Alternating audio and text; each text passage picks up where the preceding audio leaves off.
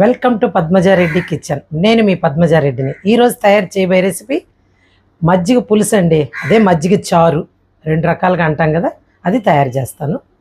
మజ్జిగ చారు తయారు చేసే విధానం అండి. దీనికి ఒక 1/2 లీటర్ పెరుగు తీసుకున్నాం. మామూలుగా మన ఇంట్లోదైనా చేసేసుకోవచ్చు. ఒక 1/2 లీటర్ పెరుగు తీసుకున్నాను. దీనికి పచ్చిశనగపప్పు తాళింపు సామానికి, మినప్పప్పు, జీలకర్ర, ఆవాలు, కొంచెం కొత్తిమీర, ఒక 3 ఎండుమిర్చి, కరివేపాకు 2 రెమ్మలు, కొంచెం అల్లం సన్నగా కట్ చేసి పెట్టుకున్నాను. ఒక పెద్ద సైజు ఉల్లిపాయలు దాంతో ఉంటే చాలా బాగుంటుందండి ఎక్కువ, అందుకని పెద్ద సైజు ఉల్లిపాయని ఈ రకంగా ముక్కలకు కట్ చేసి పెట్టుకున్నాను.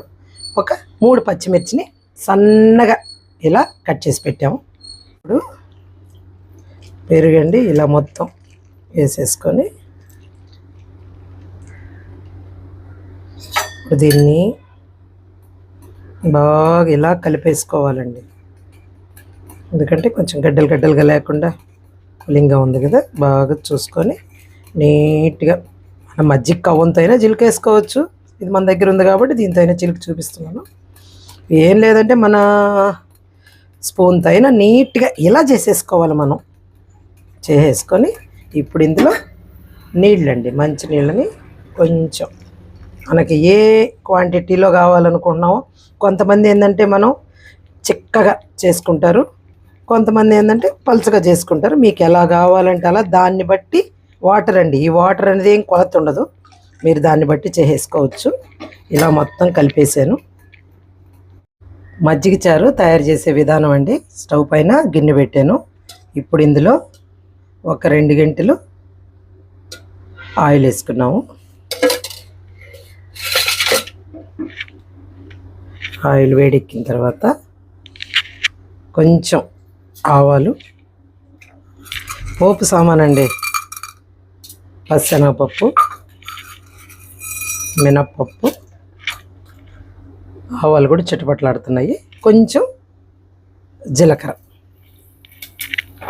ఇప్పుడు ఈ పోపుని కొంచెం అలా వేయించేసుకొని వేగిందండి. ఇప్పుడు ఇందులో మనం ఇది అల్లం ముక్కలండి, సన్నగా తరిగి పెట్టేసుకున్నాము. ఇందులోనే పచ్చిమిర్చి,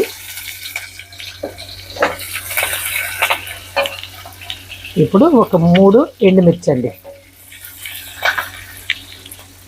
ఇందులోనే ఈ ఉల్లిపాయ ముక్కలండి. ఈ పెద్ద వేగాల్సిన అవసరం లేదు, లైట్గా వేపుకుంటే చాలు. అందుకే సిమ్లో పెట్టి లైట్గా, ఎందుకంటే ఆనాక మనం తినేటప్పుడు కొంచెం కసకస అంటుంటే బాగుంటుంది, మరీ మెత్తగా లేకుండా. ఇప్పుడు ఇందులోనే ఒక 2 కరివేపాకు రెమ్మలు వేసేసాను. ఇప్పుడు పసుపు అండి, ఒక 1/2 స్పూన్ పసుపు. పసుపులోనే ఉంటుందండి దీంతో అంత టేస్ట్. మనం పసుపు ఎంత వేసుకుంటే అంత బాగుంటుంది అన్నమాట. అంటే మరీ ఎక్కువని కాదు, కలర్కి టేస్ట్కి చాలా బాగుంటుంది పసుపు. ఈ పోపు కొంచెం బాగా వేగింది. ఇప్పుడు కొంచెం సాల్ట్ అండి, అంటే కొంచెం అని కాదు, మనకి ఎంత కావాలో దాన్ని బట్టి మనం వేసేసుకోవాలా, తగినంత. ఇప్పుడు దీన్ని మనం స్టవ్ ఆఫ్ చేసేస్తానండి, అయిపోయింది. ఇప్పుడు ఈ గోరువెచ్చని దాంతోనే, ఈ తాళింపులోనే మనము ఈ మజ్జిగ పులుసు కలిపేసుకున్నాం కదండి, అదే మజ్జిగ పులుసు అంటే మనం పెరుగునంతా బాగా మ్యాష్ చేసి పెట్టుకున్నాం కదా, దాన్ని బాగా ఇందులో కలిపేసుకోవాలండి. అంటే పొయ్యి మీద ఏమి, అంటే స్టవ్ మీద పెట్టి కాసాల్సిన అవసరం ఏమి లేదండి. కాకపోతే మనకేందంటే ఈ గోరువెచ్చని దాంతోనే కానీ మనం తాళింపులు వేసేసుకున్నామంటే టేస్ట్ చాలా బాగుంటుందండి. ఇప్పుడు ఫైనల్గా మనము కొత్తిమీర అండి, కొత్తిమీర వేస్తేనే కదా మనకి టేస్ట్,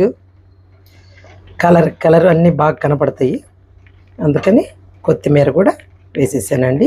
ఇంతేనండి, చూడండి మజ్జిగ చారు రెడీ అయిపోయింది. చాలా ఈజీగా తయారు చేసుకోవచ్చండి, ఏం పెద్ద లేట్ ఉండదు. 5 నిమిషాల్లో ఎవరైనా, వంట చాదరాని వాళ్ళు కూడా తయారు చేసుకోవచ్చు. చాలా టేస్ట్గా ఉంటుంది మనం ఇటు తయారు చేసుకుంటే. మేమైతే అసలు నాన్ వెజ్లో కూడా ఒక్కోసారి ఇప్పుడు చికెన్లు చేసుకున్నప్పుడు, చేపలు వండుకున్నప్పుడు కూడా మామూలుగా కూడా రసానికి బదులు మజ్జిగ చారు కూడా ప్రిఫర్ చేస్తాం మామూలుగా. చాలా బాగుంటుంది. మీరు కూడా ఒకసారి ట్రై చేయండి. ఒంటికి చల్లగా ఇప్పుడు ఎండల్లోగానైతే మనం మజ్జిగ బదులు మజ్జిగ చారుగా ఇట్లా తయారు చేసుకోవచ్చు. మీరు కూడా ఒకసారి ట్రై చేయండి.